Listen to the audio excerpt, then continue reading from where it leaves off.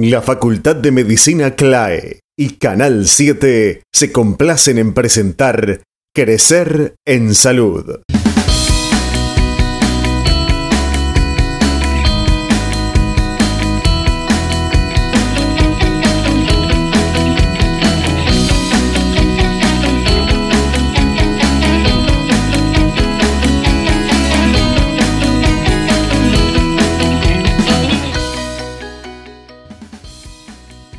Buenas tardes, muchas gracias por acompañarnos. A partir de hoy, todas las semanas estaremos juntos para compartir este espacio, Crecer en Salud, el programa interactivo de la Facultad de Medicina CLAE y Canal 7 para lograr una mejor calidad de vida. Y ya comenzamos con los avances del día de hoy. ¿Es necesario prepararse para ir a la consulta médica? ¿Cómo enfrentar la gripe, la enfermedad del momento? Avances mundiales de la medicina. La columna, un problema que cada vez afecta más a las personas. La dieta que debemos comer para estar sanos y fuertes. En consultorio respondemos todas vuestras dudas e inquietudes. La epidemia que ataca y mata a los jóvenes. Peligro en el hogar, los accidentes domésticos. Los derechos de los pacientes y mucho más en esta edición de Crecer en Salud. Y tengo el honor de iniciarlo dándole la bienvenida al decano de la Facultad de Medicina CLAE, doctor Humberto Correa, quien nos habla acerca del porqué de Crecer en Salud. En primer lugar, quiero decir que estoy muy complacido de poder comunicarme con la comunidad que nos rodea, en la cual estamos insertos en Maldonado, Punta del Este, a través del Canal 7 de televisión local. Y en realidad esto es un camino con 3 puntos. Parte de la facultad, que es un instituto universitario, y a través de este medio de comunicación quiere relacionarse más con la comunidad. Ahora, ¿por qué nace esta iniciativa? ¿Por qué es importante esta iniciativa? Esto tiene una base conceptual, que es la siguiente. Todas las instituciones sociales están construidas y se desarrollan porque hay una necesidad social de las mismas. Nuestra Facultad de Medicina CLAE en Punta del Este tiene como objetivo principal en la formación de sus alumnos, el perfil de sus egresados, que estos tengan 5 características. Clásicamente, en los médicos se ha reclamado que tengan conocimientos médicos, habilidades técnicas, ¿verdad?, y comportamiento profesional. Actualmente nosotros queremos avanzar sobre este punto y agregamos lo siguiente en nuestro perfil como una exigencia, sin la cual no estaría justificada nuestra existencia. Y es que desarrollen una mente crítica, que esto no quiere decir criticar cosas, sino examinarlas para conocerlas mejor y proponer cosas mejores. La segunda es que tengan un sentido humanista de la vida, no solamente de la asistencia, que quiere decir estar abierto hacia todas las necesidades, virtudes, propiedades, características de los seres humanos y de ellos mismos, y además que tengan una tendencia a la incorporación a la comunidad. Y generalmente, ¿qué es lo que espera la sociedad de los institutos académicos terciarios y también qué es lo que debería esperar? Siempre espera que le proporcione profesionales a las universidades, arquitectos, médicos, dentistas, etcétera, publicistas, ¿para qué? Para que cumplan funciones en ella. Y generalmente esas funciones se cumplen uno a uno. El médico atiende a una persona, el dentista atiende a una persona, el arquitecto hace casas para muchas, puede hacerlo para una, pero siempre trata con un grupo limitado. Pero esto es el fruto final de las universidades que sale cada año a fin de año. Y la sociedad espera este fruto como personas técnicas, capacitadas, hábiles y humanas. Sin embargo, hay otra cosa que quiero destacar, que quizá no se ha analizado demasiado, es que las universidades, como ellas mismas, las facultades, todos los institutos de educación superior, en que la educación se profundiza, tienen otra cosa que deben usar con la comunidad y que la comunidad tiene que esperar de ellos. Estos institutos, como entidades, como unidades, desarrollan dentro capacidades de pensamiento, métodos de trabajo y de investigación y orientaciones de ideas sobre el hombre y sobre la comunidad.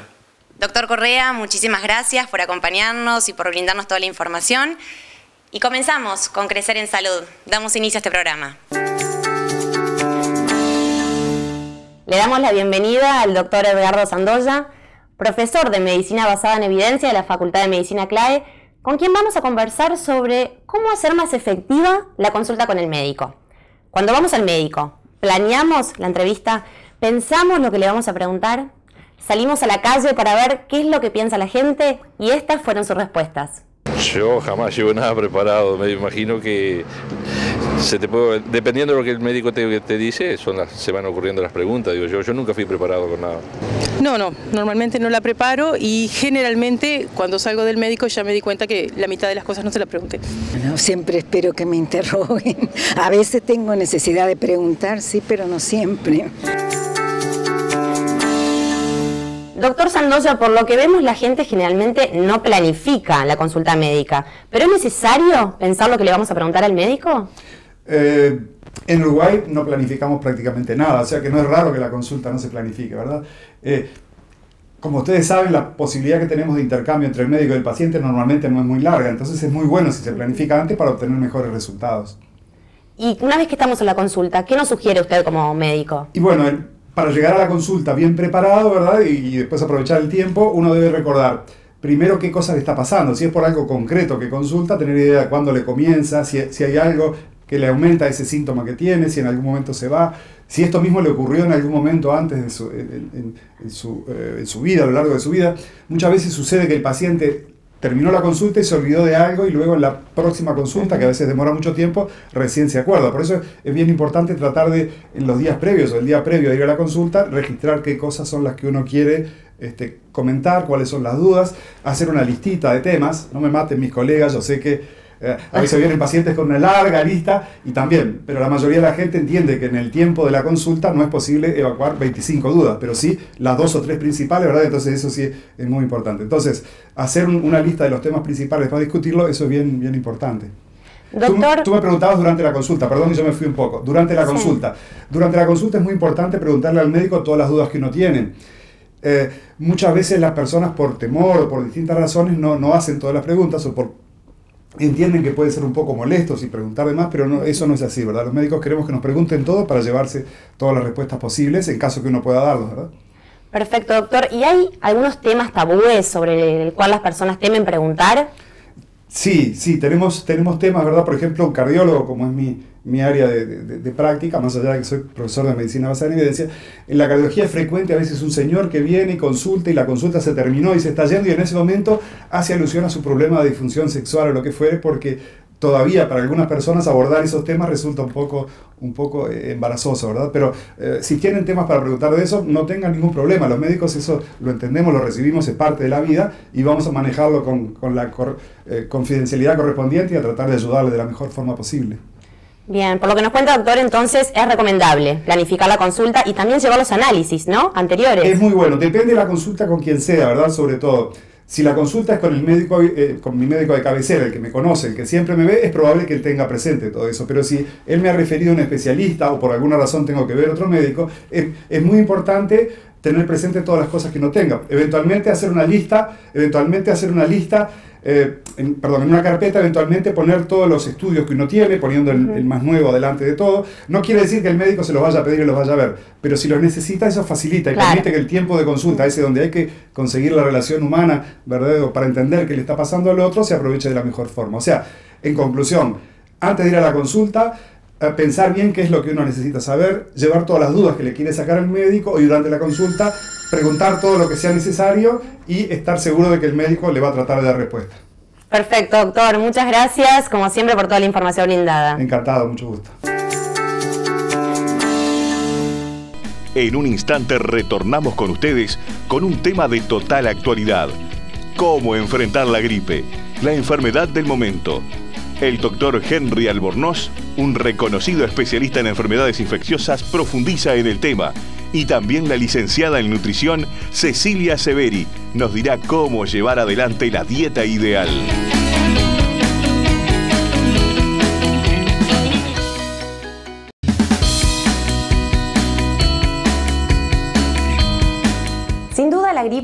es la enfermedad del momento. ¿Cómo la evitamos? ¿Cómo la enfrentamos? Si debemos vacunarnos. ¿La gente se autorreceta o consulta con el médico? Salimos a la calle a preguntarle a la gente y estas fueron sus respuestas. Veo, si está muy complicada, voy al médico, pero si no, me automedico. No, ni me automedico ni consulto médico. No hago ninguna de las dos cosas. ¿Esperas que pase? Espero que se me pase. Por ahora me automedico. ¿Compras lo común en una farmacia? Sí, lo que te recomiendan cuando tenés una gripe fuerte, bueno, algún analgésico, sí, consulta a la farmacia. La gripe es una enfermedad infecciosa, o sea, es una enfermedad en la cual hay un agente externo al individuo, en este caso el virus de la gripe, que ingresa al organismo de la persona y produce un conjunto de síntomas que son los que nosotros conocemos como cuadro gripal o síndrome gripal.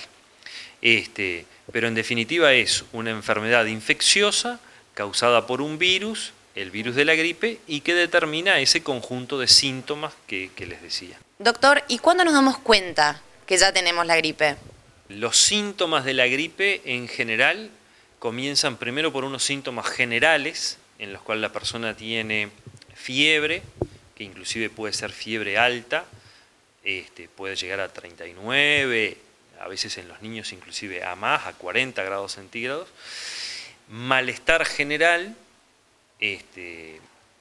y en general en esa etapa inicial ya empiezan también dolores musculares y dolores en las articulaciones. Ese es como los primeros síntomas, que a veces duran 12, 24 horas y después aparecen otros síntomas que son más específicos de que la persona que está con ese quebranto de salud, digamos,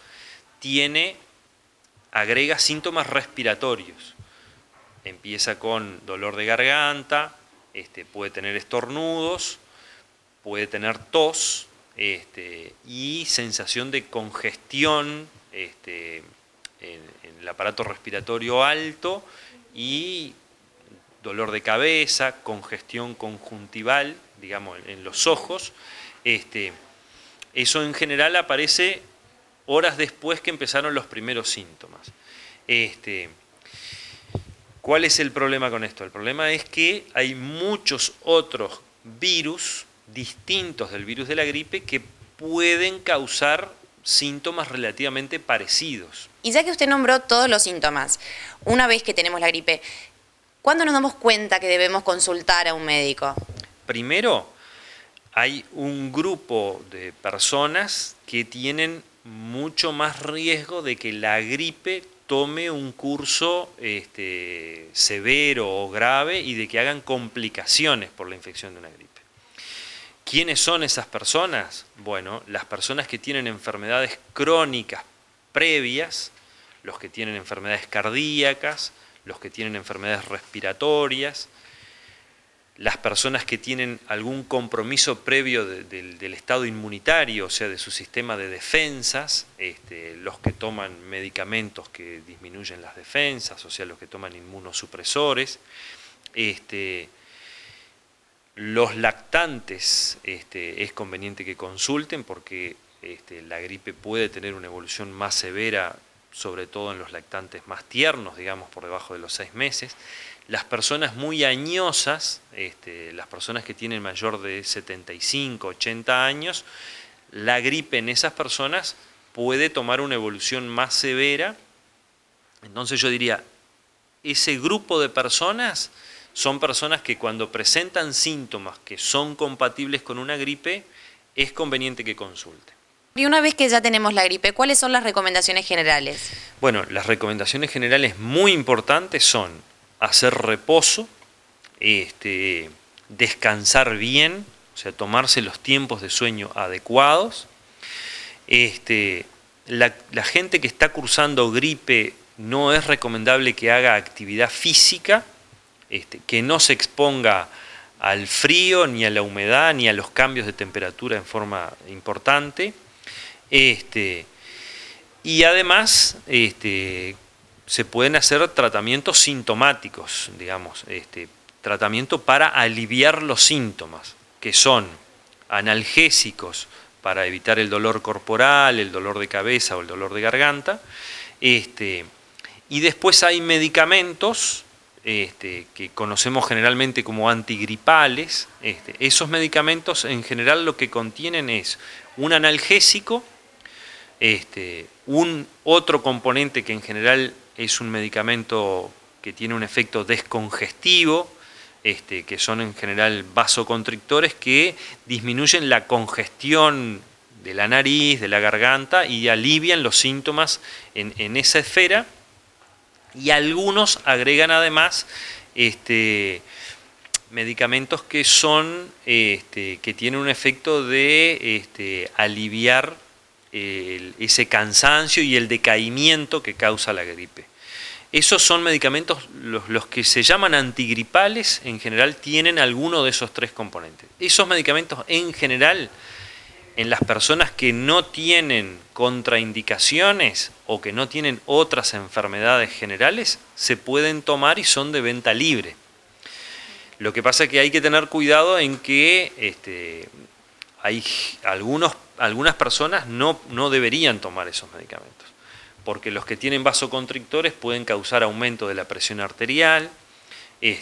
Las personas que tengan otras afecciones a veces no es conveniente que tomen antiinflamatorios, y un medicamento que en general no se recomienda para las personas que están tomando gripe es el ácido acetilsalicílico, lo que conocemos como aspirina u otras marcas comerciales.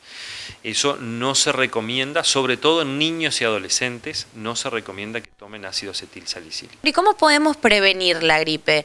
Y a su vez también queremos consultarle, ¿es necesaria realmente la vacuna? Es muy importante que las personas que estén cursando el virus de una infección gripal no concurran a lugares donde hay mucho público.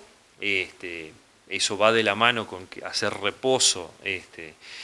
No concurran a lugares cerrados, o no concurran a instancias donde van a tener contacto con mucha gente.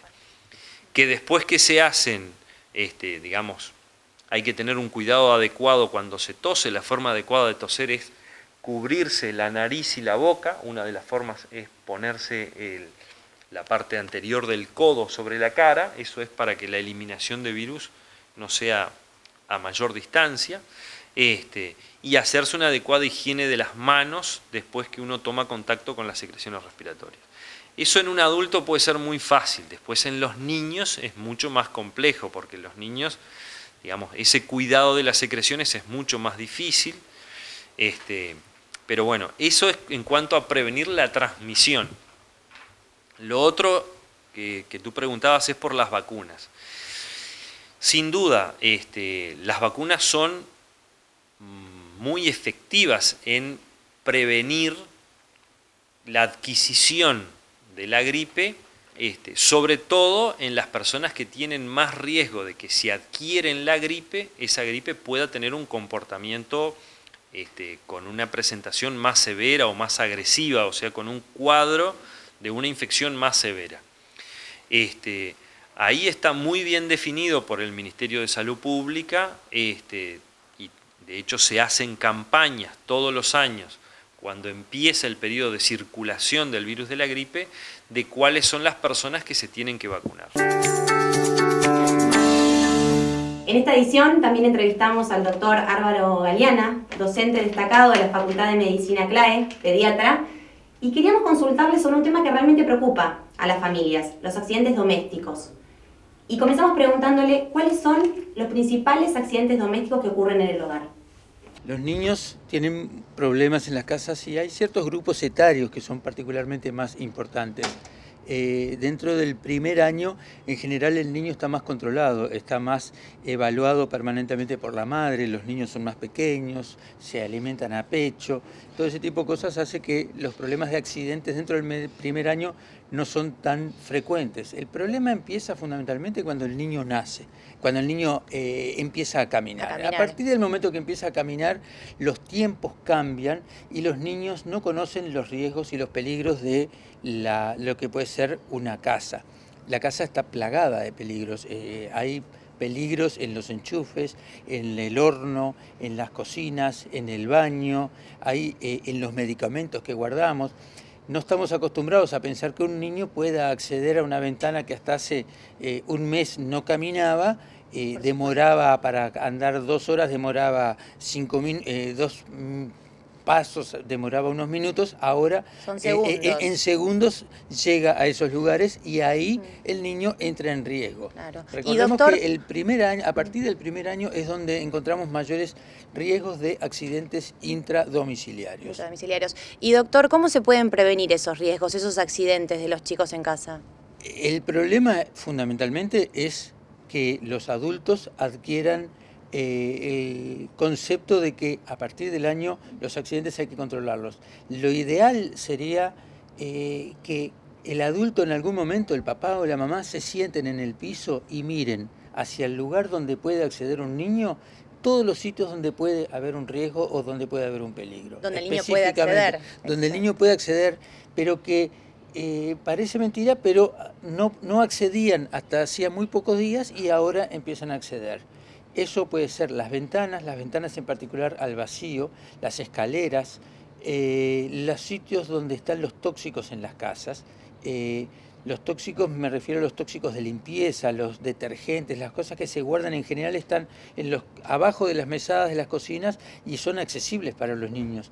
Sin embargo, también las mesitas de luz de los padres cuando toman medicamentos que si uno le trata de dar un medicamento a un niño, va a ser imposible que él lo tome. Ahora, si el niño de 1 año, 1 año y medio, 2 años, encuentra un blister de aspirinas, encuentra un blister de medicamento, seguramente ese niño es capaz de sacar la pastilla del blister, ingerirla y tomarse 4 pastillas o 5 pastillas sin que el padre se dé cuenta. Y eso lo hace en minutos. Claro. Entonces, el control es esencialmente estar atento cuando el niño empieza a caminar, empiezan los riesgos del niño. Los problemas de salud después del año de edad son predominantemente, entre el año y los 5 años, son predominantemente accidentes intradomiciliarios. Y ese es un tema. Doctor, y acá, en el departamento de Maldonado, que hay muchos jardines, muchas casas con piscinas, ¿cómo podemos prevenir sobre todo ese tipo de accidentes? El tema de las piscinas es un verdadero riesgo porque toda piscina en una casa debe contar con un cerco que sea difícil de acceder por parte del niño. El niño no puede tener que acceder él solamente con sus manos, tiene que ser un adulto que acceda, que abra la puerta de ese cerco. Ese cerco tiene que tener por lo menos 1 metro de altura, estar separado aproximadamente 1 metro de la piscina y solo acceden un adulto. Cuando hay niños y piscinas en una casa, siempre que hay un niño en la piscina tiene que haber un adulto mirando y ahí le diría, la marcación tiene que ser 1 a 1, o sea, cada niño tiene que estar controlado por un adulto. Porque un instante de distracción es un peligro. Y hay otro problema mayor, los niños más chicos, más grandes quizás, o sea, no los niños preescolares, los niños escolares que tienen en su casa piscina, saben manejarse y los padres conocen lo que es el manejo de su hijo en la piscina. El problema es cuando vienen los amigos de los niños. Claro. Las madres con muchos ojos consideran que los amigos de sus hijos van a saber manejarse como sus hijos frente a una piscina. Y eso es un error muy peligroso, porque cuando llegan otros niños de 6, 7, 8 años que de repente no saben nadar y van a jugar con su amigo de 6, 7, 8 años que vive en esa casa. El que vive no va a tener problema, el problema son los amigos que llegan y que no están acostumbrados a estar en una piscina. Ahí esos corren riesgo. Por eso, cuando hay piscina, tiene que haber adultos mirando que no pueden ni ir 1 minuto al baño porque ahí corren riesgo de que haya un accidente y son graves los accidentes en las piscinas. Doctor, y para tener una idea general del asunto, ¿qué sugiere usted no solamente como médico profesional, sino también como padre, como abuelo, y ya aprovecho a felicitarlo? ¿Qué sugiere usted, principalmente como médico? ¿Qué podemos hacer para prevenir este tipo de accidentes? Recordar que el problema de los accidentes es un problema, no por ser accidente es algo imposible de prever. Los accidentes se pueden prevenir y se pueden resolver en el domicilio. Tenemos que tener el conocimiento, saber que el mayor riesgo que tenemos en general con los accidentes en los domicilios es con el niño después del año de edad. A partir del año de edad el niño corre riesgo porque aprende a caminar, se cruza una calle que hasta ese momento había que llevarlo en brazos, pues ahora cruza solo la calle, etc.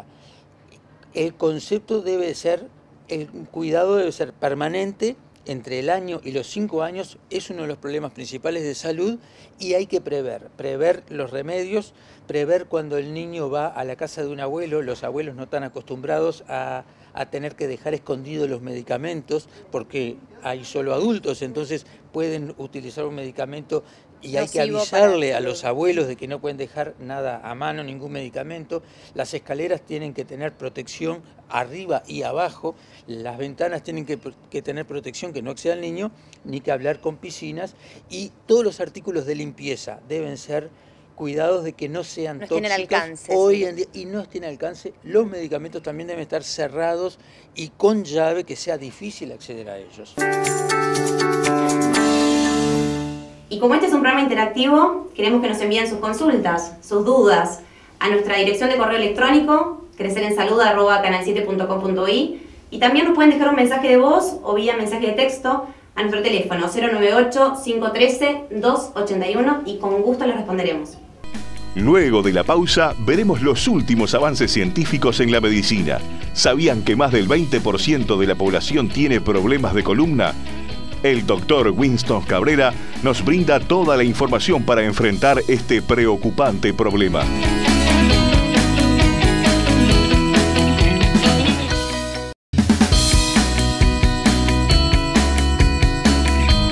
Todos los días, científicos diseminados por el mundo investigan para ver cómo mejorar nuestra calidad de vida y cómo enfrentar con éxito las enfermedades.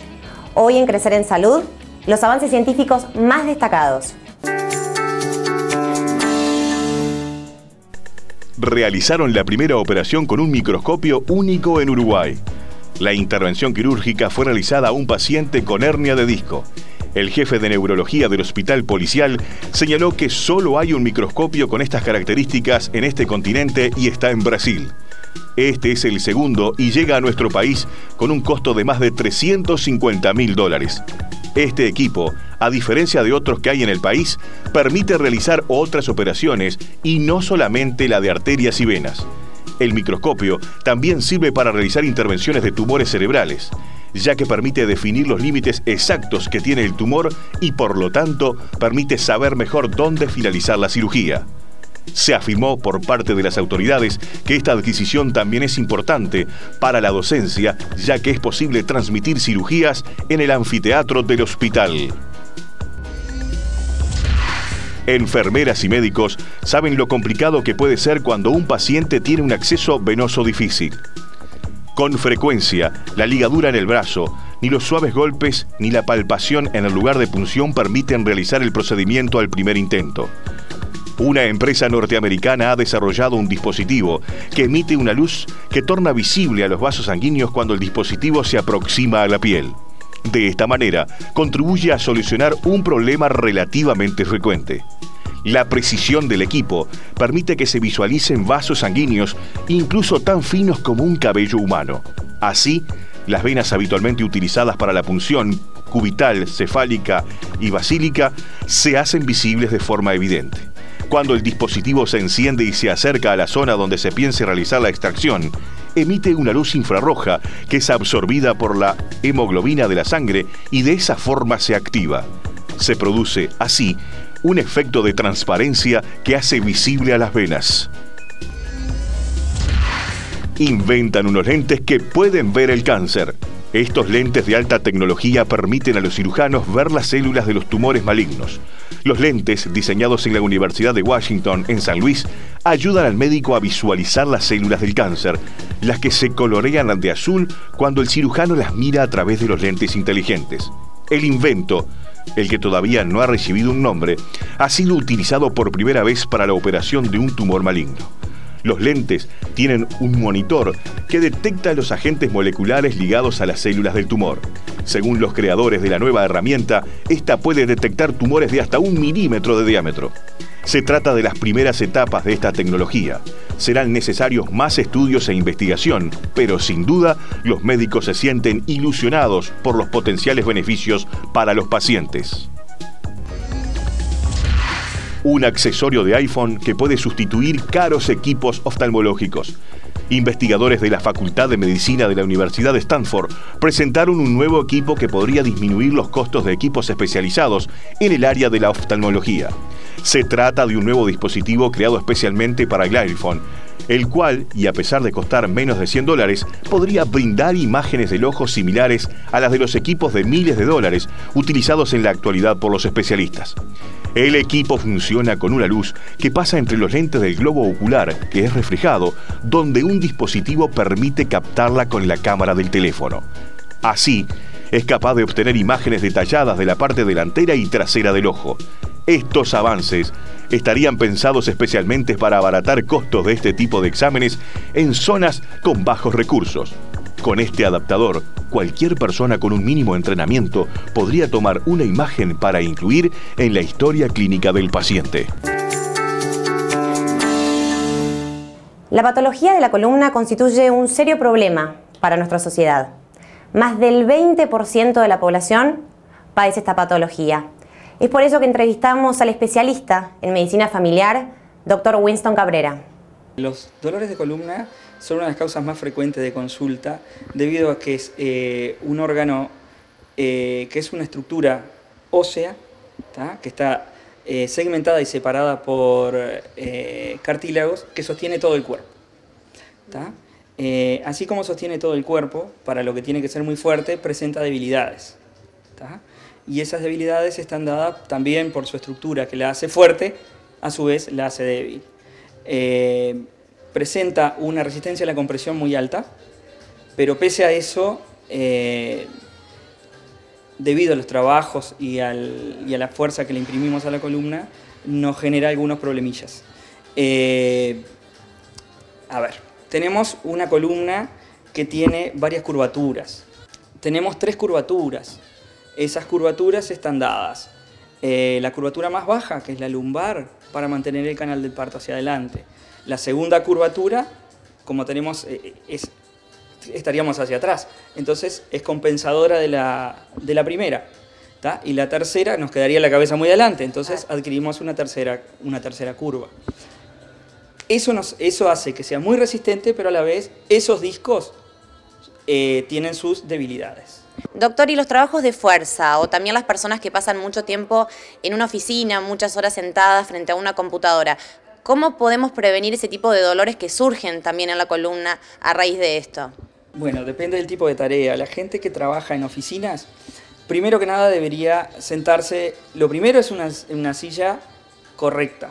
Una silla correcta significa que las rodillas tienen que estar a 90 grados, las caderas a 90 grados y los brazos a 90 grados para poder escribir, no estar ni colgado ni escribir allá abajo. Sobre todo, hoy escribimos todos en computadora, es muy importante porque eso genera dolores. Y después de 45 minutos aproximadamente, levantarse y caminar, simplemente caminar 5 minutos para relajar la musculatura.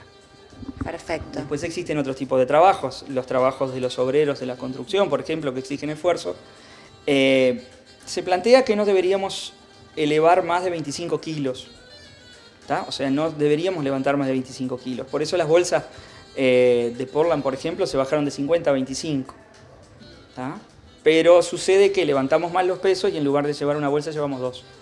Entonces eso también genera muchos problemas.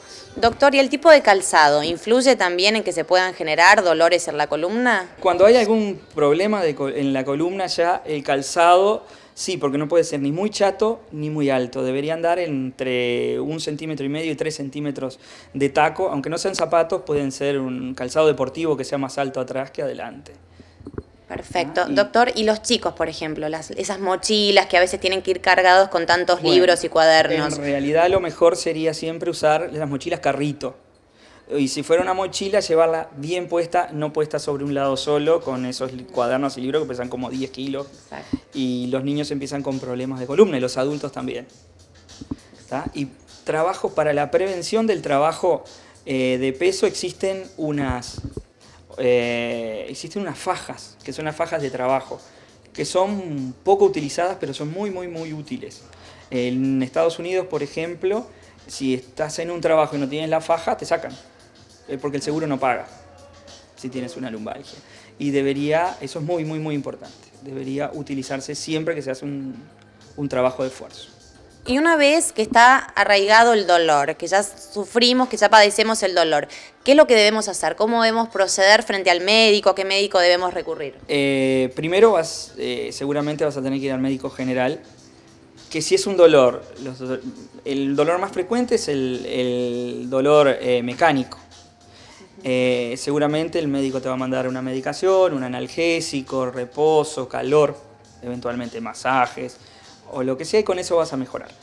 Si con eso no mejoras o el dolor es muy intenso, bueno, vas a pasar a un especialista, eventualmente a un fisiatra, y el fisiatra va a indicar una serie de ejercicios y técnicas para mejorarte. ¿Y en qué casos es necesario operar? El disco que habíamos hablado hoy se rompe, ¿tá? Y se sale de su lugar. Entonces, a veces, pocas veces, hay que operar. Hoy día se opera mucho menos que antes, porque se vio que no era la solución. Hay algunos pacientes que sí se operan, por ejemplo, que comprime una raíz, ¿tá? Que es muy urgente, o alguna otra cosa que se ve que es grave, pero en realidad son pocas las operaciones que hay y son para ir a sacar los restos de ese disco. Casos, digamos, más extremos. Sí, pero son menos del 5% de todas las hernias de disco. Y de los dolores lumbares debe ser el 0,001, es muy bajito. Doctor Cabrera, muchísimas gracias por habernos acompañado hoy y habernos brindado tanta información y tan importante. ¿Existe la dieta ideal? Nos los informa la reconocida licenciada en nutrición Cecilia Severi.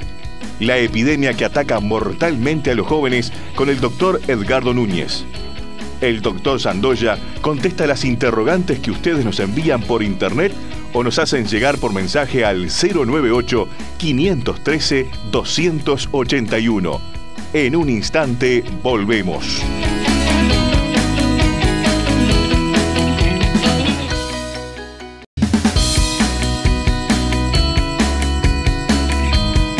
Estamos junto al doctor Edgardo Sandoya para responder a todas las consultas que ustedes nos enviaron.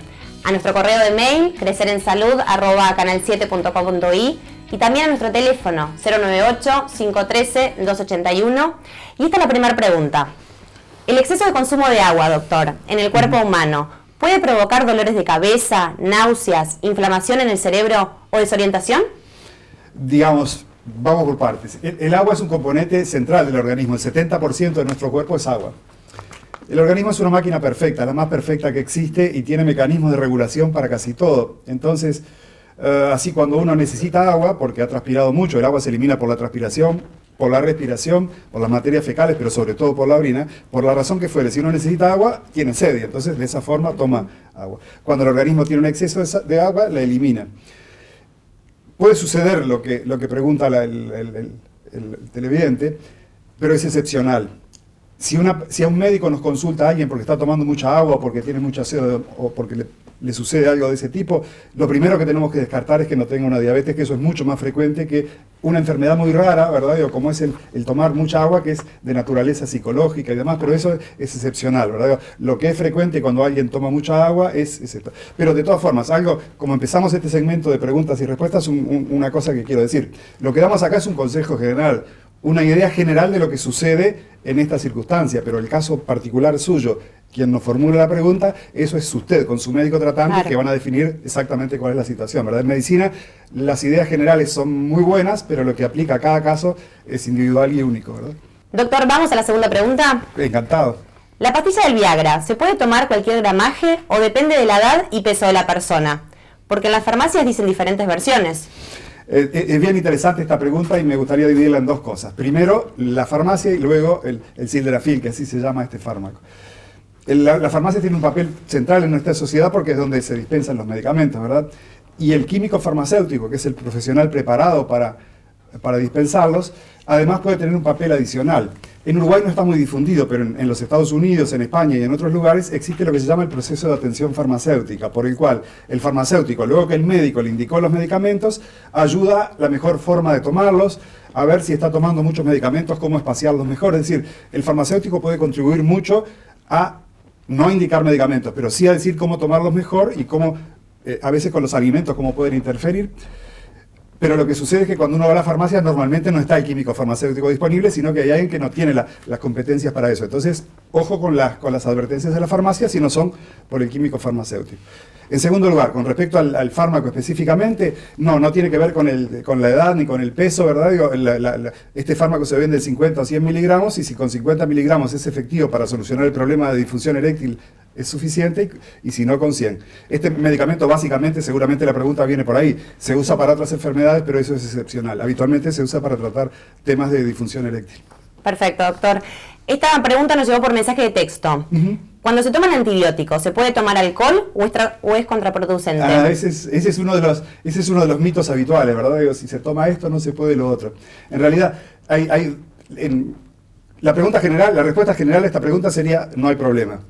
La respuesta particular, afinando un poco, es que hay algún tipo de antibióticos como el metronidazol o algún tipo de cefalosporinas que a veces impiden que el alcohol se metabolice bien, y entonces si toman alcohol y toman ese antibiótico pueden tener reacciones que a veces pueden ser enrojecimiento de piel, un poco de taquicardia, a veces una alteración de la respiración, pero eso es muy poco frecuente. De todas formas, consúltelo con su médico, ¿verdad? Lo que decíamos hace un rato, siempre hay que preguntarle al médico. En términos generales, este es uno de los mitos urbanos de que los antibióticos y el alcohol son muy... No van de la mano. No van de la mano, exactamente. Doctor, también nos consultaron por el colesterol.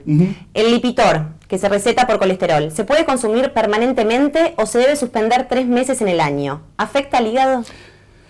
Dos preguntas entonces. La atorvastatina, que es el medicamento al que se está refiriendo la pregunta, es uno de los medicamentos milagrosos que tenemos porque lo que hace es bajar el colesterol, pero más importante que eso es impedir que el colesterol se deposite en las arterias o incluso sacar el colesterol que está depositado en las arterias, con lo cual se previene el desarrollo de enfermedades como el infarto, el ataque cerebral o las enfermedades de las arterias. En pocos pacientes a veces puede provocar afectación hepática, pero eso es muy raro. Sucede, ¿verdad?, en uno de cada varios miles de pacientes que lo toman. Por lo tanto, no se debe suspender, se debe tomar de forma continua. Si el médico detecta por los síntomas del paciente, al examinarlo o por estudios de laboratorio de que está habiendo algún compromiso, puede bajar la dosis, espaciarla, cambiar a simvastatina, que es otra alternativa a esto, cambiar a la rosuvastatina, pero en términos generales este medicamento es seguro, es confiable, lo usamos mucho en la medicina cardiovascular y debe tomarse de forma continua. Muy bien, perfecto. Esta consulta nos llegó a nuestro correo electrónico. ¿La presión depende del lugar en que se la toma? ¿Debería ser igual en todos lados? Hay veces que registra más alta de lo común. Alta de lo común. ¿Cuándo debo consultar? Esta es una pregunta bien frecuente, ¿verdad? Es de todos los días, porque algunas personas se preocupan, pero mi presión varía, no es igual. Si supiera que la presión varía con cada latido cardíaco, en realidad, ¿qué es la presión arterial? Imaginémoslo como un sistema del agua, de la cañería de agua de nuestra casa, ¿verdad? El agua viene de los tanques de OCE con mucha presión por un lado. Cuanto más cantidad de agua y esté más alto el tanque va a tener más presión, y por el otro lado, en la medida que la canilla esté más abierta o menos, la presión dentro del caño va a ser mayor o menor. Aquí la presión arterial depende de la fuerza con la que el corazón bombea y de lo abiertas o cerradas que estén las arterias. Entonces, si uno está corriendo o está muy nervioso, las arterias se cierran un poco, la presión sube. Si le tomamos la presión a un deportista ahora durante el Mundial, para hablar de algo reciente, ¿verdad? En el momento de los esfuerzos máximos uno puede llegar a tener 24, 25, 26 de presión, pero el organismo esos aumentos en el tiempo que luego retroceden lo sostiene. En la vida habitual, no en los deportistas de élite, sino en cualquiera de nosotros, también la presión está variando, ¿verdad? Lo que importa es que la mayor parte del tiempo la presión esté en valores normales, es decir, de 14,9 para abajo. Pero si uno discute y tiene un problema y se toma la presión, invariablemente va a estar alta. Pero el riesgo no viene por eso, no hay que consultar en ese caso, no es imprescindible. O si a uno le duele algo, la presión sube. Eso es parte del mecanismo normal del organismo ante situaciones en las que se siente. Es natural de esperar porque es lo que sucede cuando el organismo se siente agredido. Es necesario consultar cuando uno, además de tener la presión alta, si además de eso tuviera algún otro síntoma, ¿verdad? Pero por solo el hecho de encontrarse la presión alta, más si es en una circunstancia en que es esperable que esté alta, no hay que hacer ninguna cosa en especial. Por supuesto. Doctor, ¿se puede tomar laxantes en forma permanente o tiene contraindicación? Digamos, la constipación, los laxantes se toman para las personas que tienen dificultad en mover el intestino, depende de, digamos, las materias fecales avanzan por el intestino grueso, por el colon, en base a las contracciones del músculo que tiene el intestino y también a la consistencia de las materias. Si la persona toma muy poco líquido, si tiene el contenido es demasiado duro y la motilidad del intestino es muy pobre, ahí se produce el problema de constipación. Para ese caso se usan laxantes, hay circunstancias, a veces medicamentos o a veces una circunstancia de un viaje o una modificación en la forma de alimentarse, lo que fuere, que puede generar constipación. Normalmente eso se resuelve con laxantes de los habituales, de contacto, que estimulan la contracción del intestino. El usarlos de forma mantenida durante mucho tiempo, sobre todo en personas mayores con algún deterioro de otro tipo de sus sistemas del organismo, puede provocar algún daño, ¿verdad? En ese caso es importante tener un control periódico con el médico para ver qué le sugiere en cada paciente en particular, ¿verdad? Muy bien. Doctor, y esta pregunta es una duda común de todas las personas. ¿Es verdad que no se puede comer sandía si tomamos vino? Si se come una sandía grande así, si come un montón de vino, le va a pasar mal, la verdad que sí. Perfecto, doctor. Muchísimas gracias por acompañarnos. Encantado. Nos vemos. Se dice que nuestra calidad de vida es un claro reflejo de nuestra alimentación. Comer sano es la premisa, y por eso a partir de hoy vamos a contar con la presencia de la licenciada en nutrición, Cecilia Severi. Y comenzamos este ciclo preguntándole: ¿existe la dieta ideal? En realidad todos queremos que haya algo mágico, algo ideal, algo rápido, algo fácil, y hemos oído y hemos hablado y hemos escrito sobre la dieta de la manzana, sobre la dieta de la luna, sobre la dieta de los líquidos, sobre la dieta de... En realidad, lamentablemente debo decir que no existe una dieta mágica. En realidad lo que existe es una dieta adaptada a cada una de las necesidades de nosotros y que sí tiene ciertas reglas, pero que en realidad debe ser personalizada y específica para cada una de las personas. Las características personales, la edad, el sexo, la actividad física, qué tipo de trabajo se hace. Y además, una cosa bien importante es adaptarse a las rutinas de las personas. Porque no es lo mismo la persona que trabaja todo el día afuera que la persona que está mucho más tiempo en su casa. No va a tener tanto tiempo para preparar los alimentos. Las dietas en realidad tienen dos características o tres características básicas. La primera característica es respecto a la cantidad y la segunda respecto a la calidad, es decir, qué alimentos debemos elegir para poder comer sano, poder comer rico y poder tener una alimentación balanceada. Y respecto a la cantidad también va a depender de si yo quiero mantener mi peso porque me encuentro bien, si yo quiero descender de peso, porque dieta significa alimentación. Puede ser dieta para adelgazar, puede ser dieta para bajar el colesterol, puede ser dieta para la hipertensión. Así que la palabra dieta siempre, en general, lo asociamos con adelgazar, pero no necesariamente. Ahora, si nosotros nos queremos enfocar en el adelgazamiento, bueno, obviamente tenemos que bajar calorías. Entonces tenemos que bajar la cantidad de alimentos ricos en calorías. Por ejemplo, las grasas. Las carnes ricas en grasas, los bizcochos, todos esos alimentos debemos decirles, no te digo que no, pero bueno, en cantidad, ¿verdad?, reducida o que no, si podemos suspender. Los dulces, las cosas con mucho azúcar, todo eso, ¿verdad?, hay que tratar de evitar. Hay que tener una alimentación sencilla, y cuando digo sencilla quiero decir no con demasiado procesamiento. Los alimentos procesados, los alimentos comprados procesados, en general tienen mucha cantidad de grasa y mucha cantidad de azúcar. Entonces eso en realidad para adelgazar no nos sirve. ¿Sí? Otro elemento importante es el timing o el tiempo de comidas. Hay un dicho que digamos que es bastante viejo, que dice: tenemos que desayunar como reyes, almorzar como príncipes y cenar como pobres. Y en realidad es así, porque el metabolismo tiene esa vuelta, tiene ese ciclo. Entonces en realidad lo que nosotros comemos de mañana, reponemos las energías del ayuno de la noche y lo vamos consumiendo durante el día. Al comer bien y desayunar bien durante la mañana, ¿qué pasa? Que después llegamos con menos ansiedad al almuerzo. Entonces comemos unas porciones, ¿verdad?, más moderadas. Y después, el problema es que después de la noche, en realidad los metabolismos se vuelven mucho más eficientes. No es lo mismo que yo coma mucha cantidad al mediodía que yo coma mucho a la noche. Hay muchas personas que dicen, no como nada durante el día porque yo tengo actividad, yo me puedo mantener sin comer y después solo ceno. Pero esa cena vale de repente 3 veces lo que yo pueda comer en el almuerzo. Porque se desatan mecanismos metabólicos, se produce insulina, más cantidad, y por lo tanto absorbo y metabolizo mucho mejor. Entonces de repente mi esfuerzo de no comer durante todo el día se me pierde, ¿verdad?, en la comida de la noche. Doctora, y al momento de elaborar un plan alimenticio o una dieta, ¿toma en cuenta el tema de la edad? ¿Influye realmente?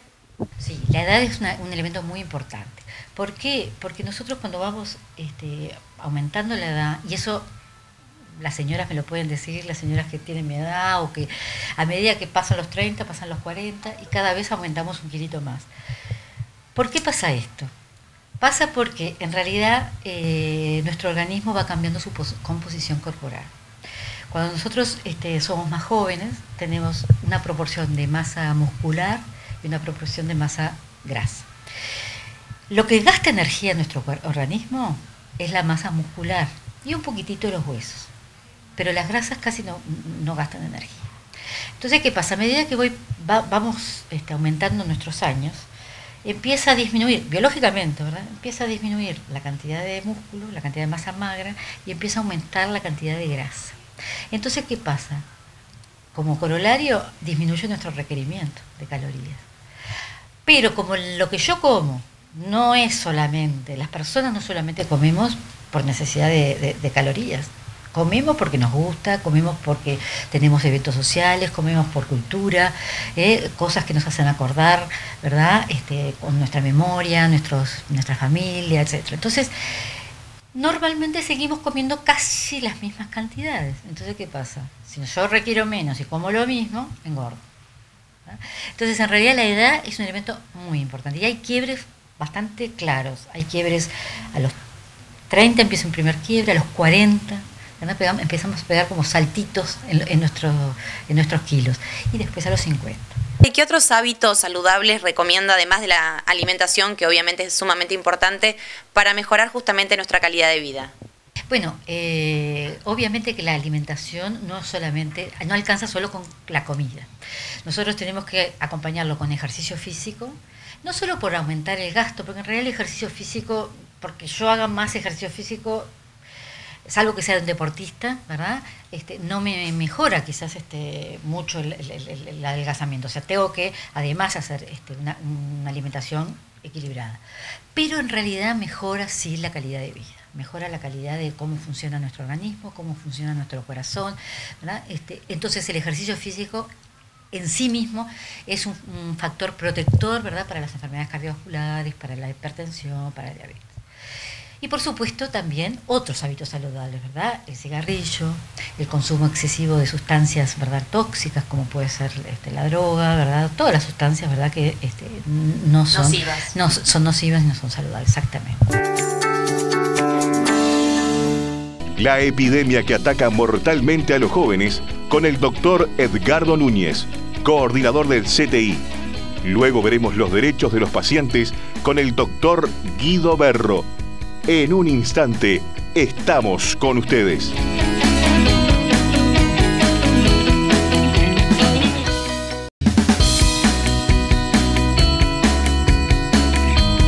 La principal causa de muerte entre los 20 y 40 años son las muertes accidentales. Los accidentes de tránsito, y en especial los ocurridos en motociclistas, son una verdadera epidemia que provoca decenas de muertos y centenares de heridos. Estas imágenes, tomadas por el noticiero de Canal 7, documentan con claridad el poco respeto que existe a las ciudades del interior del país, por las disposiciones que obligan a usar casco a todos los motociclistas. Uno de los temas del día de hoy son los accidentes de tránsito, principalmente de moto. Es por eso que hemos invitado al doctor Edgardo Núñez para consultarle sobre este tipo de accidentes. Y doctor, queríamos saber, ¿cuáles son los principales accidentes automovilísticos o de tránsito que ocurren hoy en día?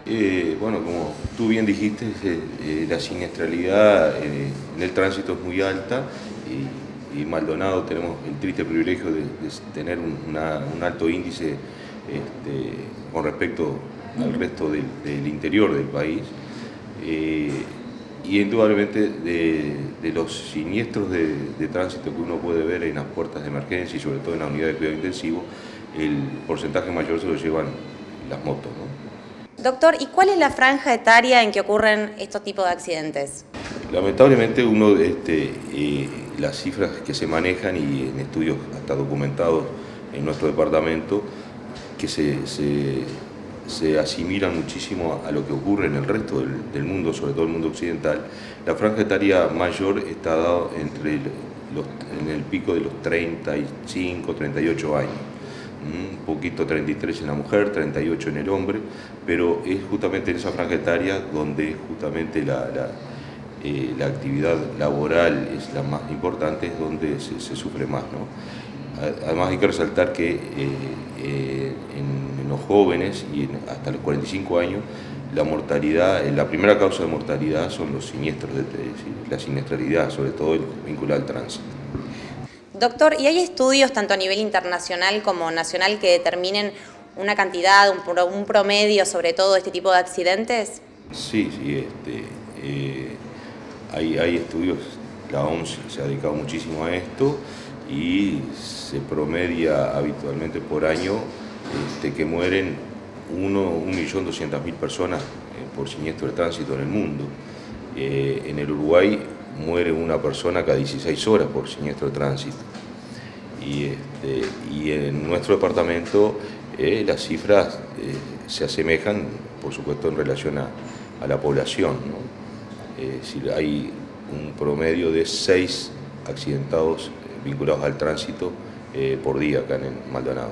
Doctor, ¿y cuáles son las principales lesiones que se producen de estos accidentes? En los estudios que se han hecho, y vinculo a un estudio hecho justamente por la Facultad de Medicina de CLAE en el año 2009, en Maldonado, es decir, la primera causa de trauma es el trauma de cráneo, traumatismo de cráneo, con las secuelas que eso después a posteriori deja, ¿no?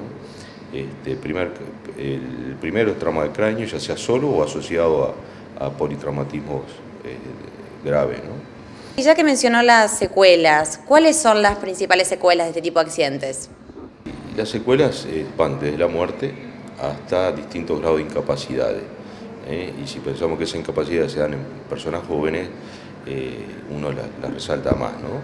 Incapacidades que van desde lo cognitivo hasta secuelas físicas con distintos tipos de lesiones.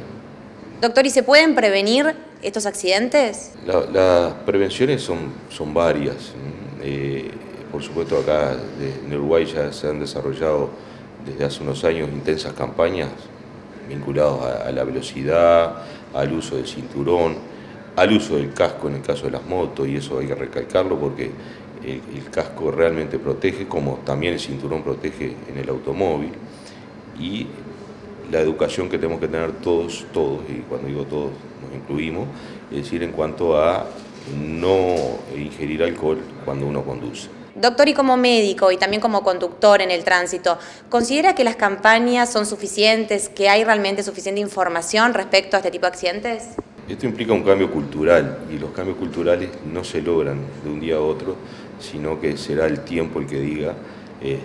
Indudablemente esto no tiene muchos años en los que se han intensificado estas campañas, los resultados todavía no los tenemos claros y evidentes, pero uno tiene que pensar de que es un camino y ese camino hay que tomarlo.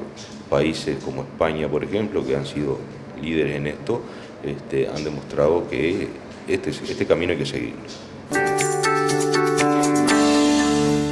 Y no podía faltar en este programa abordar los derechos que tenemos los pacientes frente a las instituciones médicas. Es por ello que estuvimos con el profesor Dr. Guido Berro. Bueno, en realidad son los derechos de los pacientes. Y bueno, desde una mirada de la ética médica podemos hacerlo de esa forma, porque la bioética especialmente es la disciplina que más hace hincapié hoy en día sobre el reconocimiento del otro, del paciente como persona, y de su capacidad para decidir, de su autonomía, de estar informado, de saber qué es lo que le pasa y poder decidir. Es decir, hay principios de la bioética, los 4 principios básicos, que son muy importantes también a la luz de los derechos de los pacientes, que son el no hacer daño, la no maleficencia, hacer el bien, la beneficencia, y después el de justicia, que tiene mucho que ver también con la distribución de los distintos recursos para la salud, y que todos los pacientes sean tratados equitativamente, que todos accedan a una salud más o menos igual para todos. Eso es importante también en las diferencias que puede haber entre capital e interior, zonas rurales y ciudades, es decir, salud pública y salud privada, los derechos que tienen los pacientes a una salud equitativa, y finalmente el derecho a la autonomía. Eso ha transformado el modelo de relación entre los médicos y los pacientes, porque antiguamente el médico decidía por el paciente. Aplicaba, sí, principalmente el principio de beneficencia, y tratando de hacerle el bien al paciente decidía por él. Se lo consideraba ya en un modelo histórico llamado hipocrático, que el paciente por el propio hecho de estar enfermo estaba como incapacitado para valorar qué le estaba pasando, y entonces se decidía el médico. Eso ha venido cambiando, y en las últimas décadas se le ha dado el derecho al paciente a la autodeterminación, a estar informado, a autodeterminarse, a rechazar, y allí surge el gran tema del consentimiento médico.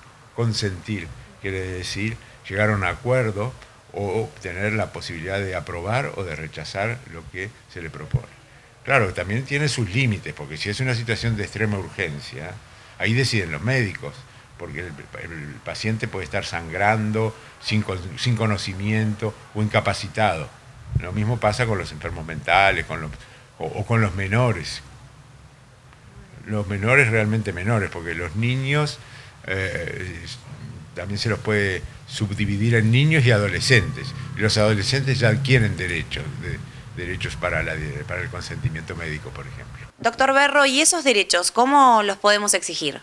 Y los pacientes tienen, por ejemplo, deberían tener en cada institución de asistencia médica un lugar donde poder plantear quejas, por ejemplo. Los derechos de los usuarios o pacientes se pueden plasmar en reivindicar a nivel de una denuncia o de una queja si no se están cumpliendo. Por ejemplo, de acceso a las consultas.